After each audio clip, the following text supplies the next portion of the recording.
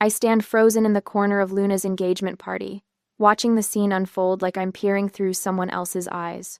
The Napa Valley Vineyard estate glows golden in the late afternoon sun, casting warm light across faces that have known me my entire life.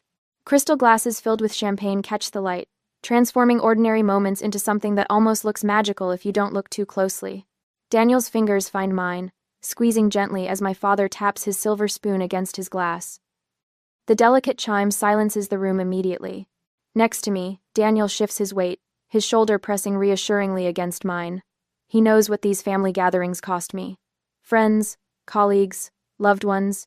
My father begins, his voice carrying that particular timbre that commands attention in boardrooms and family dinners alike.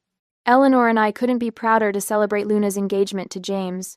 Luna beams from her place beside James, her eyes shining with expectation. At 29, my little sister still possesses that quality of breathless anticipation I lost somewhere in my 30s.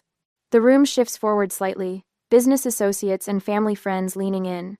My mother stands beside my father, her diamond earrings catching the light each time she turns her head, to smile adoringly at Luna. But we have another announcement to make tonight, Father continues, his voice warming with pride. As a wedding gift to our daughter, Eleanor and I are giving Luna 15% ownership in White Family Trucking. The air leaves my lungs in a silent rush. Beside me, Daniel's grip tightens painfully. Mother steps forward, her perfectly manicured hand resting on Father's arm. The paperwork was finalized last week, she adds, her voice sweet with satisfaction. This 15% stake is worth $1.2 million. The room erupts in applause. I watch business associates nodding approvingly, family friends exchanging impressed glances. My smile feels carved onto my face as the room blurs slightly at the edges. $1.2 million. For Luna, my sister who has never worked a day at the family business. Stay calm, Daniel whispers, his lips barely moving. I'm right here. When the applause dies down, I find myself moving forward, my body operating on autopilot. Luna's arms wrap around me, her expensive perfume enveloping me as she hugs me tightly. Can you believe it? She whispers, and I hear genuine excitement in her voice. I never expected anything like this. Congratulations, I hear myself say, the word mechanical but convincing enough. I've had years of practice at sounding sincere while swallowing disappointment. My parents accept praise from their guests, my father's hand clasped firmly on James's shoulder as he welcomes him to the family not just as a son-in-law but as a future business partner. The implications hang in the air, unspoken but unmistakable. A memory surfaces, sharp and sudden. My own wedding 7 years ago, unwrapping the kitchen appliance my parents had given us. You'll need this for work, Mother had said, as if a coffee maker was an appropriate gift for their firstborn daughter who had just married. No business shares, no inheritance discussion. Just practical kitchenware for the daughter they expected to make her own way. Daniel guides me to a quiet corner, concern etched across his face. You okay? He asks, keeping his voice low. I feel my practiced smile crack slightly at the edges. Not here, I whisper back. Not now. The evening progresses with excruciating slowness. James raises his glass in a toast, his voice carrying across the room. To joining such a generous family, he says, eyes bright with genuine gratitude. The guests murmur appreciatively, and I catch fragments of conversations as I move through the crowd. Substantial gift, says someone to my right. Smart business move, adds another. Luna's always been their pride and joy, whispers an older woman to her husband, not realizing I'm within earshot. Across the room, Sarah catches my eye, her worried glance communicating volumes. We've been friends since childhood, and she's witnessed every instance of my parents' favoritism toward Luna. She raises an eyebrow in silent question. Are you all right? I give her a small nod, not trusting myself to do more. Daniel returns to my side with a glass of water, standing close enough that our arms touch. His presence anchors me as I make small talk with family friends who haven't bothered to ask about my recent promotion or the patent application that could transform cybersecurity protocols in banking systems. Something shifts inside me as I watch Luna accept congratulations, as I see my parents bask in the approval of their peers. A lifetime of moments crystallizes into clarity. This won't pass like previous hurts. This is too public, too significant to swallow down and ignore. As the party winds down, my phone lights up with a notification. Luna has posted to her social media. Officially a millionaire. Blessed. family business. Daniel watches my face as I stare at the screen, his eyes steady and understanding. The last guests filter out into the cooling evening air as thunder rumbles in the distance, nature providing the perfect backdrop for my simmering emotions. This ends tonight, I say quietly, and for the first time in years, I mean it. Have you ever witnessed favoritism that took your breath away? Share your experience in the comments. 3 hours later, the emptied ballroom feels cavernous now, littered with the aftermath of celebration. Crystal flutes with lipstick-stained rims sit abandoned on linen-draped tables. Gift wrappings scatter like expensive confetti across the floor. Only our family remains, the 5 of us suspended in the artificial warmth of this rented vineyard paradise. Luna stands by the windows, holding the framed share certificate up to catch the last light of evening. The gold embossing gleams as she traces her name with a manicured fingertip. James hovers nearby, phone in hand, probably calculating what his fiancée's newfound wealth means for their future. I sit unnaturally still on a high-backed chair, spine rigid against the carved wood. Daniel's hand rests on my shoulder, his thumb making small, soothing circles against the silk of my dress. The weight of his touch anchors me to the moment when everything else feels unsteady. Father loosens his tie with a satisfied sigh. "Wonderful evening," he announces to no one in particular. "Couldn't have gone better." The words break something loose inside me. Why don't I get the same? The question emerges with a calmness that surprises me. Mother's champagne glass pauses halfway to her lips. "What?" "The shares. Why doesn't your firstborn daughter receive 15% too?" My voice remains steady, though my pulse hammers in my throat. Mother sets her glass down with deliberate care. "Natalia, don't be ridiculous. You have a successful career. You don't need shares." "The need isn't the point." I fold my hands in my lap to keep them from shaking. The fairness island. Father's face darkens as he steps closer. The transfer is done. Legal. Finalized. Each word lands like a judge's gavel. "Don't stir up trouble, just be happy for your sister." Luna shifts her weight, eyes darting toward James. He stares at his shoes, clearly wishing himself anywhere but here. The certificate in Luna's hands suddenly seems to weigh her down. "I gave up my college fund so Luna could attend Westridge Academy," I say. The memory rises sharp and clear, 18-year-old me, sitting at the kitchen table while Father explained they couldn't afford both. I moved to the smallest bedroom when Luna wanted a study space for her art. I worked 3 jobs through college while Luna received full financial support. "That was different," Mother interrupts, her voice climbing higher. "Luna needed more help to succeed. You were always so independent, so capable. Being capable shouldn't mean being punished for it." Father's jaw tightens. "We made choices we thought best for both of you. This discussion is inappropriate and ungrateful." Ungrateful? The word tastes bitter. For 33 years, I've swallowed every disappointment, accepted every explanation, watched every dollar and opportunity flow toward Luna, while I made my own way. Daniel's hand tightens slightly on my shoulder. "If this is final," he says quietly, "then at least respect Natalia's feelings about it. Acknowledgement costs nothing." Mother's eyes fill with tears right on schedule. "We've always treated you both equally. How can you say otherwise?" "Equally?" I laugh, the sound hollow. "Name one time, Mother. One single instance where Luna didn't receive preference." "This conversation ends now," Father says, voice low with warning. "Drop this or leave." A curious lightness fills me as I stand. After 33 years, I finally see clearly. This wasn't ever going to change. I reach for the silver bracelet on my wrist. Grandmother's passed to me on my 16th birthday before she died. The clasp opens easily under my fingers. For a moment, the weight of it rests in my palm, warm from my skin. I place it gently on the table. I won't be the family afterthought anymore.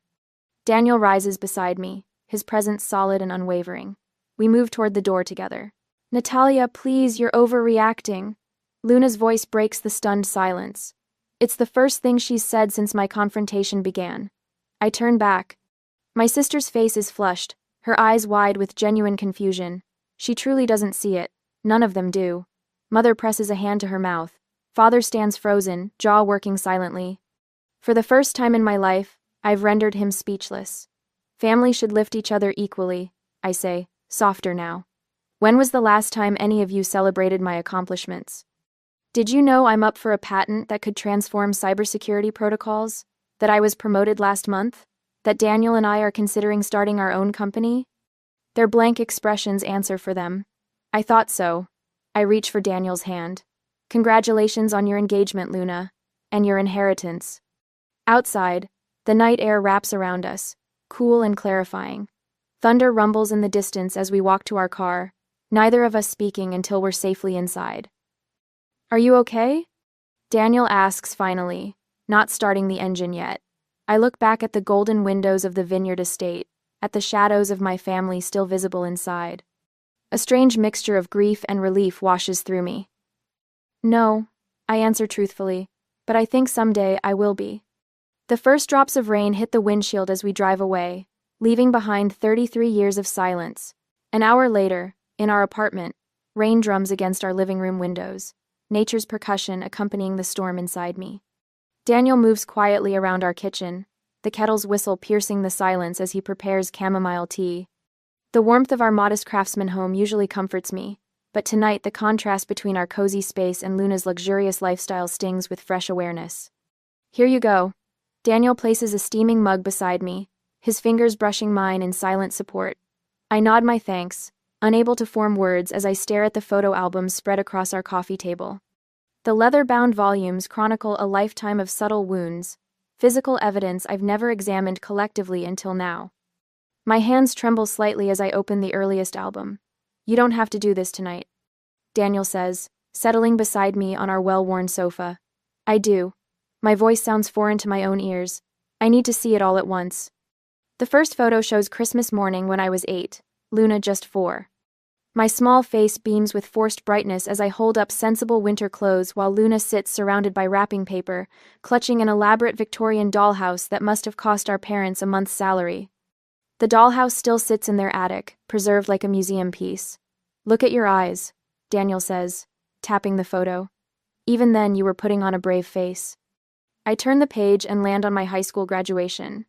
There I stand in my cap and gown, holding the luggage my parents gave me for college.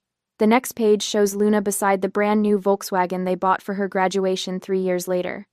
They told me the luggage was practical, I explain, the memory sharp despite the years. They said cars were too expensive. Daniel's jaw tightens, yet they found the money for Luna. Duh. My finger traces the edge of another photo Luna on her first day at college, our parents flanking her proudly. The private university education they fully funded, while I worked 3 campus jobs to supplement my loans at state. Jesus, Natalia. Daniel's voice catches as we move through the albums. I knew things were unequal, but seeing it all together like this. The pattern reveals itself with crushing clarity. Luna's dance recitals attended by our entire extended family while my academic competitions had empty seats. My software engineering fellowship barely acknowledged while Luna's brief internship at a fashion magazine warranted a celebration dinner. What about this one? Daniel points to a photo I've never noticed before. A family dinner, where everyone faces Luna, laughing at something she's said. I sit slightly apart, my achievement trophy barely visible on the table beside me. That was the night I won the Young Innovators Award. Dad said we'd celebrate later. My throat tightens. We never did. We never did. The phone rings, startling us both. Sarah's name flashes on my screen, and I hesitate before answering. I've been trying to call you, she says immediately.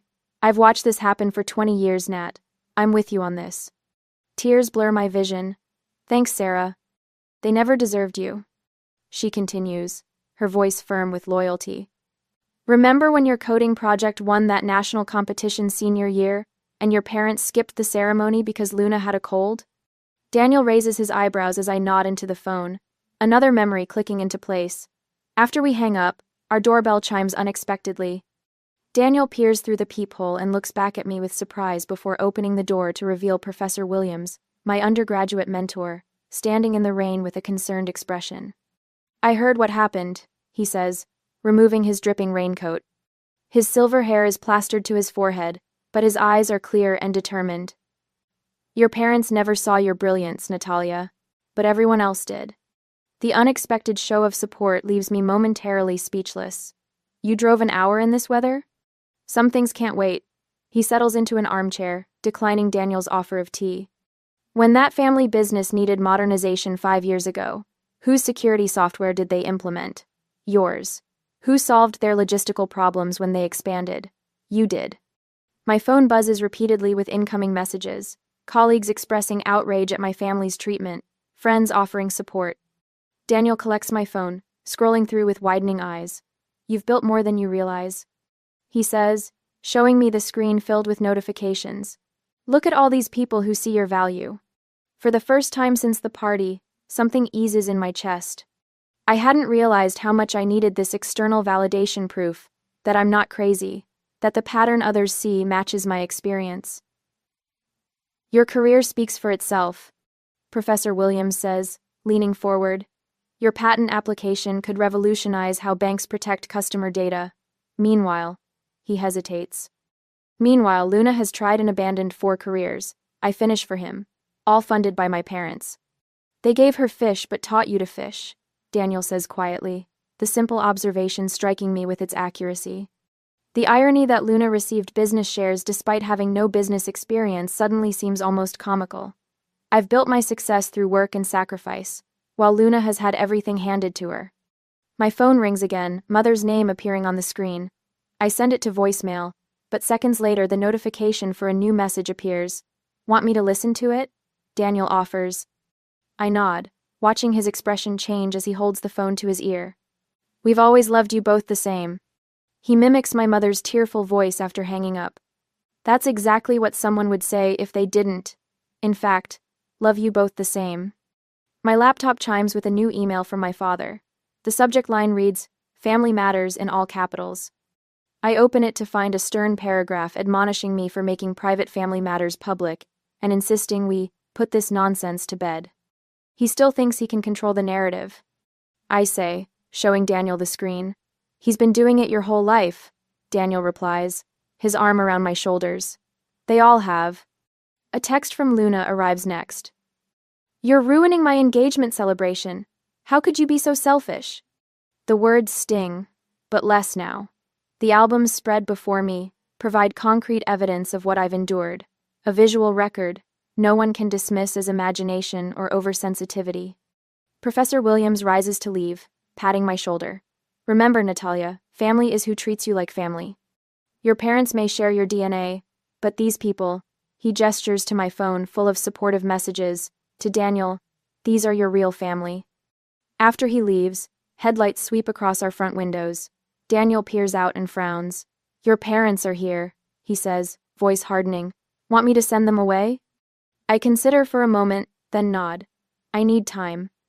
Through the rain-streaked window, I watch Daniel step onto our porch, closing the door behind him. His posture is protective as he speaks to my parents standing in the downpour.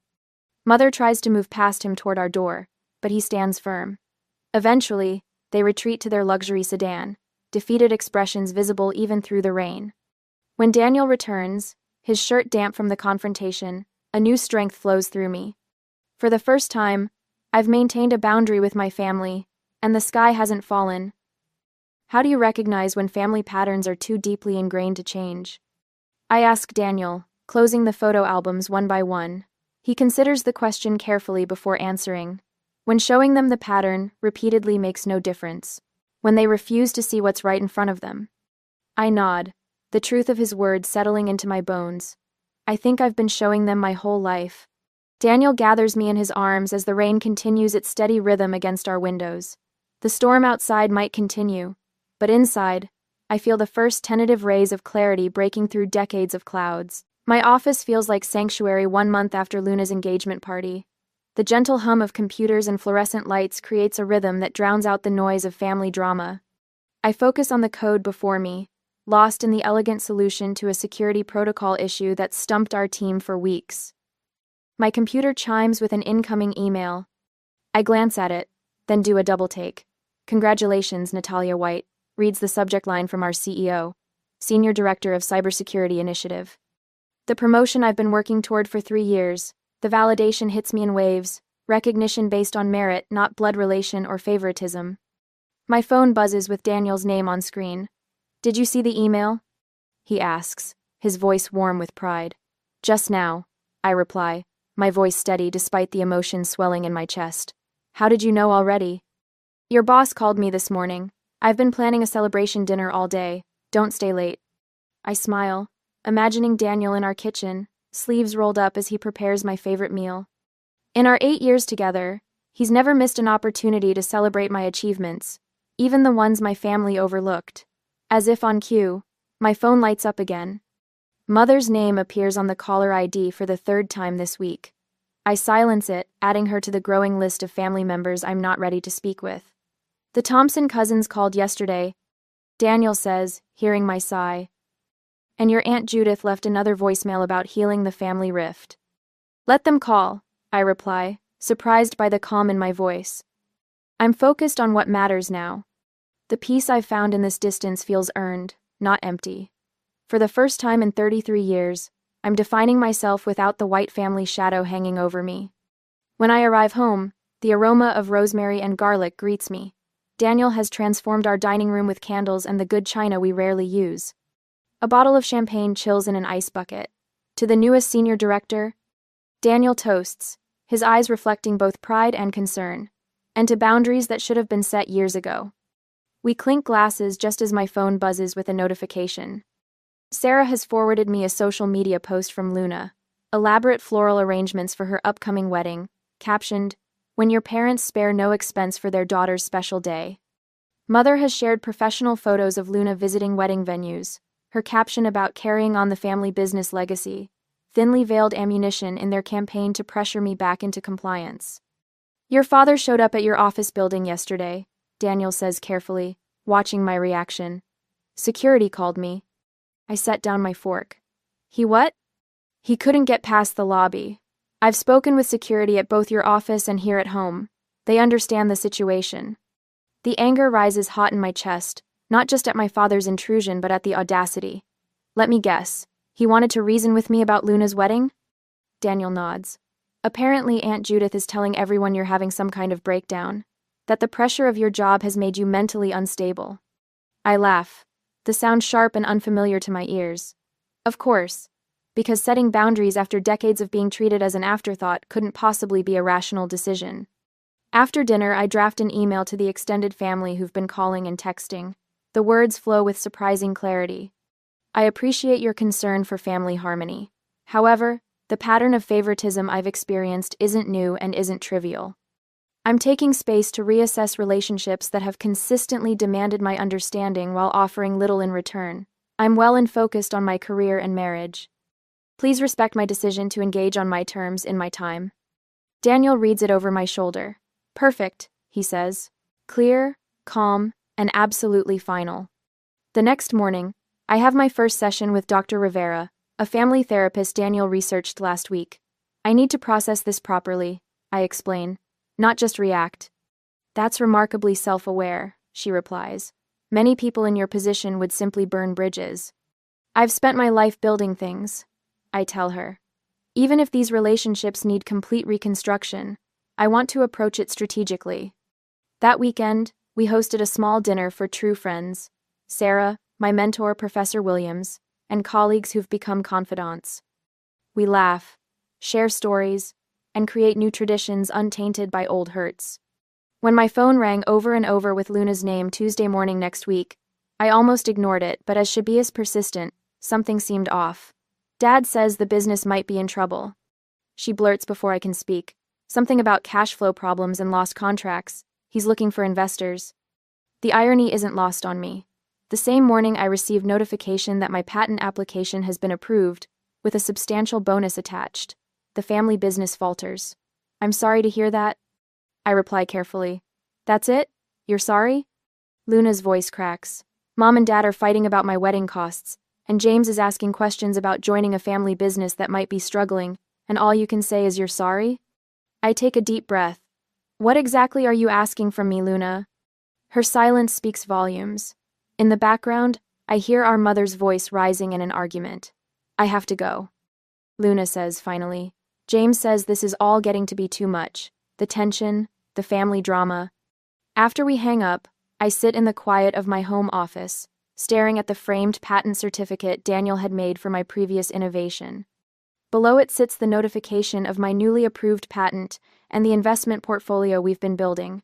Steady, strategic choices that have positioned us well, regardless of family connections. The realization settles over me like morning light. My independence has become my greatest strength, not just financially but emotionally. While my family's facade begins to crack under pressure, I'm building something sustainable. Daniel finds me smiling as I review investment options for my bonus. Good news? He asks. The best kind, I reply. I'm finally seeing clearly. The cream envelope arrives on a Tuesday 2 weeks later. After a prolonged silence, it slipped between bills and junk mail like an ordinary piece of correspondence. But I know what it is before my fingers trace the gold-embossed edges. Luna's wedding invitation. Daniel watches from the kitchen doorway, dish towel in hand, as I stand motionless by the mail table. You don't have to open it now, he says, his voice gentle. I slide my thumb under the sealed flap. The heavy cardstock feels expensive, substantial.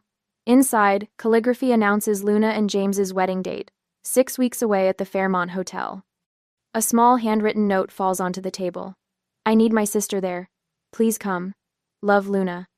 My throat tightens. Weeks have passed since I walked out of the engagement party. 3 months of rebuilding my sense of self beyond the family narrative. What does it say? Daniel asks, crossing to stand beside me. I hand him the invitation. She wants her punching bag in attendance. The phone rings that evening as we're finishing dinner. Mother's number flashes on the screen. Daniel raises an eyebrow in silent question. I answer on the third ring. Luna is devastated you might not come, Mother says without preamble. This is her special day, Natalia. Hello to you too, Mom. Don't be difficult. This isn't about your issues with us. This is about supporting your sister. I press my fork against the plate, watching the tines bend slightly. My issues? You mean the lifetime of favoritism culminating in $1 million gift? That's business, not family, she says, voice sharp. The wedding is family. After I hang up, Daniel refills my wine glass. You okay? Just peachy, I say, but my hand trembles slightly as I reach for the glass. The following day brings a text from an unknown number. My father's new cell. Lunch tomorrow? Need to clear the air before the wedding. The Capitol Grill at 1. I show Daniel at breakfast. Are you going? He asks, stirring his coffee. I should hear what he has to say. I take a slow breath. But I'm not making promises. The next day, the restaurant buzzes with business lunches when I arrive. Father stands as I approach the table, his face unreadable behind his practiced business smile. You look well, he says, nodding to the chair across from him. Thank you for meeting, he begins after we order. Luna talks about you constantly. She misses her big sister. Does she miss me, or the sister who never complained when she took what was mine? His jaw tightens. That's not fair. Fairness isn't exactly your specialty, Dad. We sit in strained silence until our food arrives. He cuts into his steak with surgical precision. Look, he says finally, whatever grievances you think you have with us, this wedding is important. Luna needs you there. Luna has always gotten what she needs, I reply, voice steady. What about what I need? The calls continue through the week. Aunt Patricia insisting family comes first. Uncle Robert reminiscing about holding baby Luna while I stood by watching. Cousins I haven't spoken to in years suddenly concerned about family unity. Then Luna herself, voice breaking. It won't be the same without you, Nat. I always pictured you standing beside me. I take the questions to my therapist, Dr. Winters, the following Tuesday. What do you truly want? She asks after I recount the barrage of family pressure. I want them to acknowledge what they've done. I say, picking at a loose thread on the couch cushion, not just with the shares, but all of it. And if they can't, or won't. I look up at her. Then I need to decide if I'm strong enough to attend on my terms, or if I need to protect myself by staying away.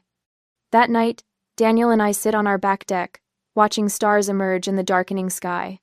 Professor Williams called today, he says, passing me a mug of tea. Asked about you. What did you say?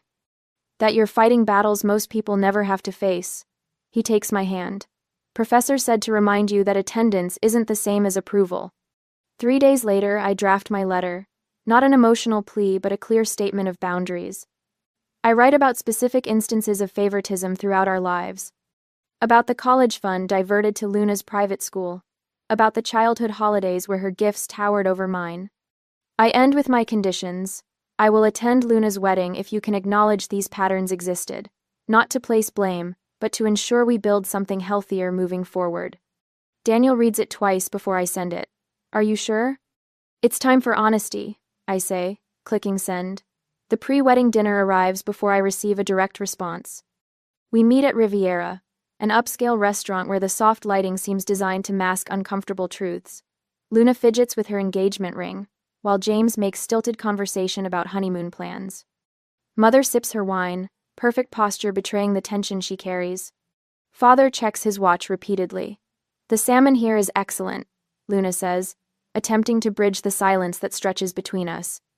I notice my father watching me, something unfamiliar in his expression. Natalia, he says finally, setting down his fork. I received your letter. The table goes quiet. Daniel's hand finds mine beneath the tablecloth. We should have been fair to you. Father continues, the words seeming to cost him physical effort. I won't pretend to understand how it felt, but I recognize that our choices hurt you. Mother stares at her plate. Luna's eyes widen. I take a slow breath, feeling something shift inside me, not forgiveness exactly, but perhaps the first brick in a bridge I never expected to build. Thank you. I say simply. That's a start. On the wedding day, the morning light filters through the bridal suite as I fasten the last pearl button on Luna's wedding gown. My fingers work deliberately, each motion a bridge between the sisters we were and the women we've become. You look beautiful, I say, the words coming easier than I expected. Luna meets my eyes in the mirror, her reflection glowing with more than bridal anticipation. Thank you for being here, Nat. I wasn't sure you would come. The admission hangs between us, honest in a way we rarely managed before. I smooth the satin at her shoulders, remembering the childhood games where she always wore the crown while I played the faithful attendant. I almost didn't, I answer, my voice steady.